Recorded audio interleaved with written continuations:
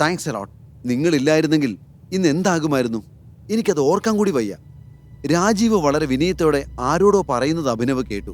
അയാൾ ആരോടാണ് സംസാരിക്കുന്നതെന്ന് അവന് മനസ്സിലായില്ല.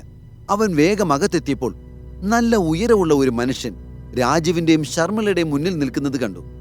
അയാൾ പുറംതിരിഞ്ഞു നിൽക്കുന്നതിനാൽ അഭിനവന് അയാളുടെ മുഖം കാണാൻ കഴിഞ്ഞില്ല. പക്ഷെ ശർമ്മലയുടെ മുഖത്ത് പുഞ്ചിരിയും വിധേയത്വം കണ്ട് അവർക്കെല്ലാം പ്രിയപ്പെട്ട ആരോ ആണ് ആ ചെറുപ്പക്കാരൻ അവൻ മനസ്സിലാക്കി. ശരി ആന്റി, ബൈ അങ്കിൾ, ഞാൻ ഇറങ്ങാണ്. ആ ചെറുപ്പക്കാരൻ അതും പറഞ്ഞുകൊണ്ട് അഭിനവന്റെ നേരെ തിരിഞ്ഞു. അപ്പോഴാണ് അവരെല്ലാം അഭിനവ് അവിടെ നിൽക്കുന്നത് കണ്ടത്. ശർമ്മളയുടെ കണ്ണുകൾ അഭിനവിലെത്തിയതും അവരുടെ പുഞ്ചിരിച്ച മുഖഭാവം മാറി. അവൾ വെറുപ്പോടെ അഭിനവിനെ നോക്കി. ഇതാണ് ശ്രീരാഗ്. നീ ബാറിൽ മദ്യപിച്ച് ബോധമില്ലാതിരുന്നപ്പോൾ ആ ഗുണ്ടയിൽ നിന്ന് എന്റെ മോളെ രക്ഷിച്ചത് ഈ ശ്രീരാഗാണ്. ശർമ്മിള പറഞ്ഞത് കേട്ട് അഭിനവ് അമ്പരന്നുപോയി. അവൻ ശ്രീരാഗിനെ നോക്കി. അഭിനവും ശ്രീരാഗും ഒരേ ഹൈറ്റ് ആയിരുന്നു. ശ്രീരാഗ് കാഴ്ചയിൽ വളരെ സുന്ദരനായിരുന്നു. അവൻ ഫോർമൽസ് ആണ് ധരിച്ചിരുന്നത്. അതവന്റെ ശരീരത്തിന് നന്നായി യോജിച്ചിരുന്നു. ഇവൻ അനന്യെ രക്ഷിച്ചുവെന്നോ? എങ്ങനെ? സംശയത്തോടെ അഭി അവനോട് ചോദിച്ചു. എങ്ങനെയെന്നോ? എന്നെക്കൊണ്ട് പറയിപ്പിക്കണ്ട. ഒരു ഗുണ്ട എന്റെ മോളെ ശല്യപ്പെടുത്തുന്നത് കണ്ടിട്ടും ഒന്നും മിണ്ടാതെ പേടിച്ചവിടുന്ന് പോയ നിനക്ക് ഇനി അതെല്ലാം വിശദീകരിച്ചു തരാം. എല്ലാവരും നിന്നെപ്പോലെ പേടിത്തൊണ്ടന്മാരല്ല. ശ്രീരാഗ് അവിടെ വന്നതുകൊണ്ട് എന്റെ മോള് രക്ഷപ്പെട്ടു.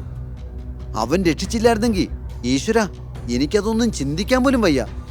ശർമ്മള ദേഷ്യത്തോടെ പറഞ്ഞു. അഭിനവനെല്ലാം കൂടി കേട്ട് തലകറങ്ങി. താനാണ് കഷ്ടപ്പെട്ട് ആ ഗുണ്ടകൾ അവിടെ നിന്ന് അടിച്ചോടിച്ചത്. എന്നിട്ടെല്ലാ ക്രെഡിറ്റും ശ്രീരാഗ് ഒരു നാണവും ഇല്ലാതെ എടുക്കുകയാണ്. അഭിനവ് ദേഷ്യം കടിച്ചു പിടിച്ച് നിന്നു. ശർമ്മള പുഞ്ചിരിച്ചുകൊണ്ട് ശ്രീരാഗന്റെ കയ്യിൽ പിടിച്ചു. ശ്രീരാഗാണ് ഈ വീട്ടിലെ മരുമകനാകാൻ പോകുന്നത്. ഇത് കേട്ടതും അഭിനവന്റെ നെറ്റി ചുളിഞ്ഞു. അല്ല ആന്റി, എനിക്ക് മനസ്സിലായില്ല. ഇവനെ മരുമകനാക്കാൻ നിങ്ങൾക്ക് വേറെ പെൺമക്കളുണ്ടോ? അഭിനവ് ചോദിച്ചു. എനിക്കാകെയുള്ളത് ഒരു മകളാണ്. അവളെ തന്നെയാണ് ശ്രീരാഗ് വിവാഹം കഴിക്കാൻ പോകുന്നത്. എന്താ? ശർമ്മള അഹങ്കാരത്തോടെ പറഞ്ഞു.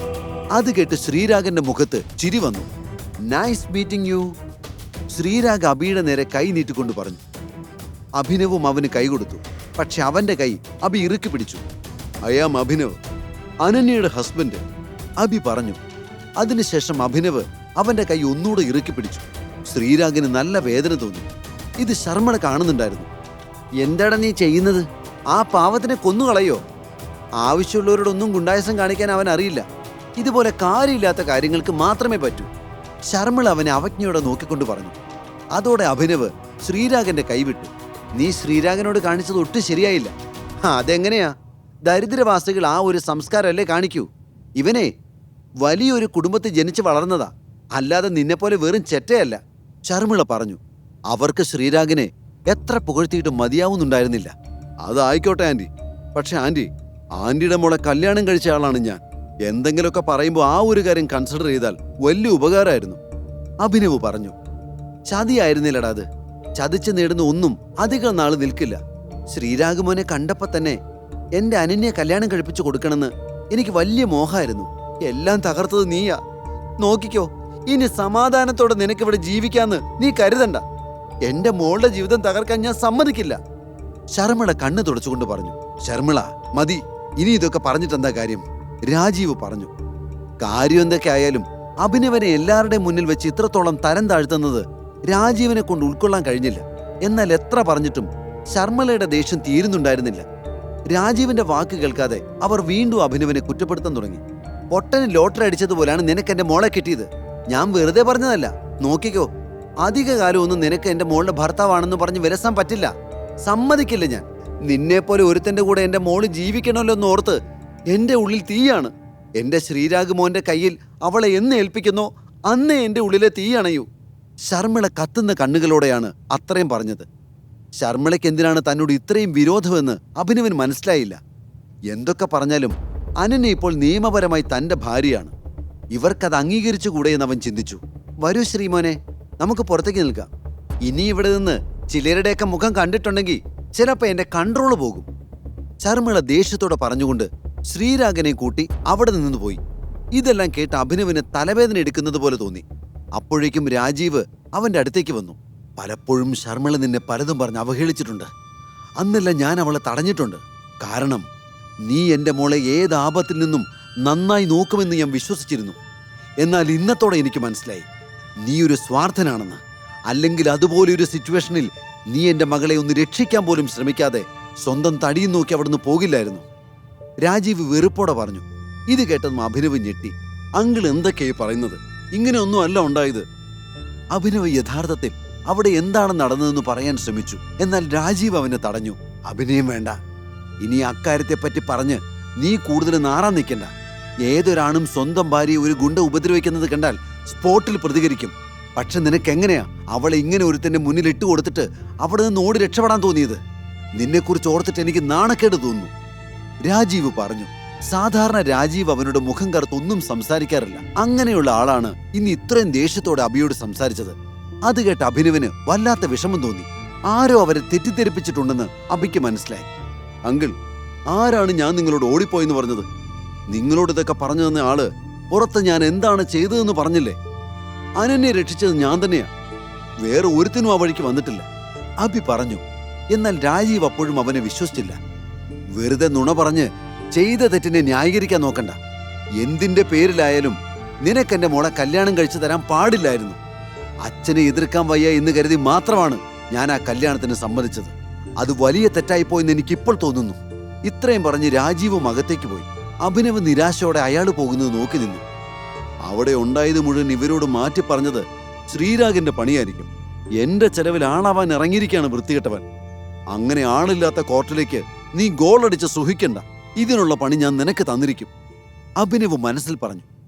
ശേഷം അവൻ ദേഷ്യത്തോടെ അനന്യയുടെ മുറിയിലേക്ക് ചെന്നു. അവൻ അകത്തെത്തിയപ്പോൾ അനന്യ ഉറങ്ങുന്നത് കണ്ടു. അഭിനവന് അനന്യ നോക്കി നിൽക്കാതിരിക്കാൻ കഴിഞ്ഞില്ല. ഉറങ്ങുന്ന അനന്യയെ കാണാൻ നല്ല ഭംഗിയുണ്ടായിരുന്നു. അഭിനവ് തന്റെ സാധനങ്ങളെല്ലാം റൂമിന്റെ ഒരു മൂലയിൽ കൊണ്ടുപോയി വെച്ചു. അതിനുശേഷം അവൻ അനന്യെ ഉണർത്താതെ മെല്ലെ അവളുടെ കട്ടിലിൽ വന്ന് പുതപ്പ് പുതച്ച് അവളുടെ അരികിൽ കിടന്നു. അഭിനവ് കണ്ണുകൾ അടച്ചു. അവന്റെ കൺമുന്നിലൂടെ അന്ന് നടന്ന കാര്യങ്ങളെല്ലാം കടന്നുപോയി. പിന്നെ അവനൊന്ന് പുഞ്ചിരിച്ചു. കാരണം അവൻ ആദ്യമായി അനന്യയുടെ മുറിയിലെത്തി ആ രാത്രിയായിരുന്നു അത്. അന്ന് വൈഷ്ണവയോടുള്ള ദേഷ്യത്തിൽ നന്നായി മദ്യപിച്ചിരുന്നു.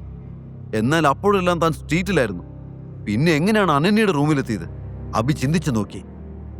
അന്ന് രാത്രി എന്തായിരിക്കും സംഭവിച്ചിട്ടുണ്ടാകുക? അവൻ സ്വയം ചോദിച്ചു.